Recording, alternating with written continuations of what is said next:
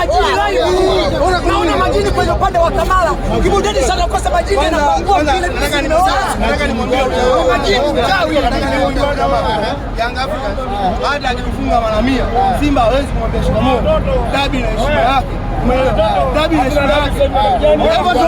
Everton alishafunga mara 10 mfululizo na Liverpool, lakini ukiangalia na Atletico Madrid hajafunga mara 10 mfululizo, lakini hajafunga Real Madrid shikamoo na hawajai kuuzia hata mchezaji. Sasa nataka nimuulize swali, Yanga Afrika bora kwenye nini na Simba?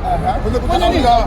Bora ametufunga mara 6 mfululizo, ametunyanyasa na kutesa. Niambie bora ndio huo ndio bora. Ngoja amechukua makomanda nikwambie. Sikiliza, mpira mchezo wa wazi. Kufungwa na mtu sio bora. Dabi ni dabi. Simba timu pekee Tanzania imefika shirikisho mara 2 finali. Simba ndio timu pekee Afrika ligi kafika mara nyingi robo finali. Sasa Simba ndio pekee anaodhalilisha watu wakubwa. Simba ndio pekee mwenye rekodi kubwa taifa hapa, uwanja mkapa hapa kufunga kila mtu.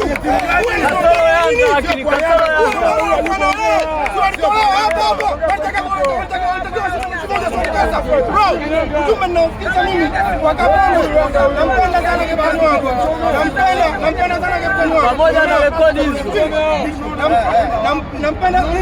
nampenda sana kapteni wangu Kapombe, napenda wachezaji wangu, tuna imani nao, lakini naomba ni rahisi kufikisha ujumbe